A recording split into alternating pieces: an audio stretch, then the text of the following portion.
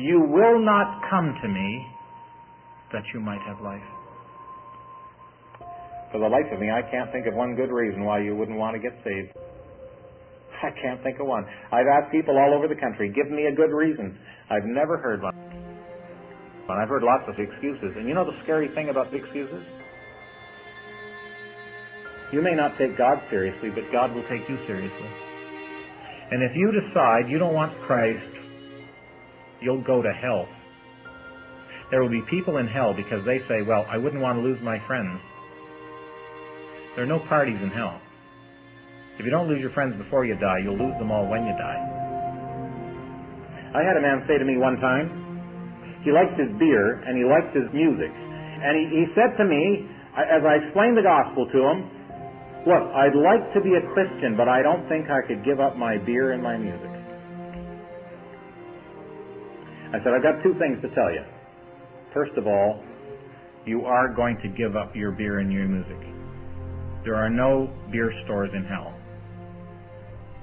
But I said, wait a minute. I went into his fridge and I pulled out a bottle of beer and I put it on the end of the table.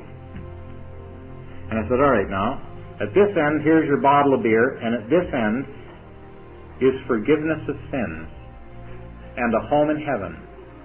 And Christ is your Savior. And everything that God has for you, go ahead. Make your choice.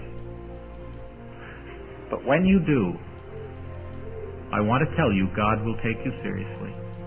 Now that's what hell tells us, isn't it?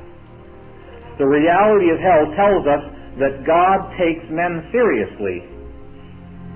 A man chooses not to have Christ, and God says, well, I have one place like that in the whole universe. The whole universe will be full of His glory. There'll just be one dark place in all the universe, one black hole. And there will be no Christ in hell. And if you don't want Christ, God says you're welcome to it. God doesn't say, now wait a minute. You're not thinking straight. You don't understand the implications here. I'm going to drag you kicking and screaming to heaven anyway. No? If you choose to go to hell, if you choose to perish, you'll perish.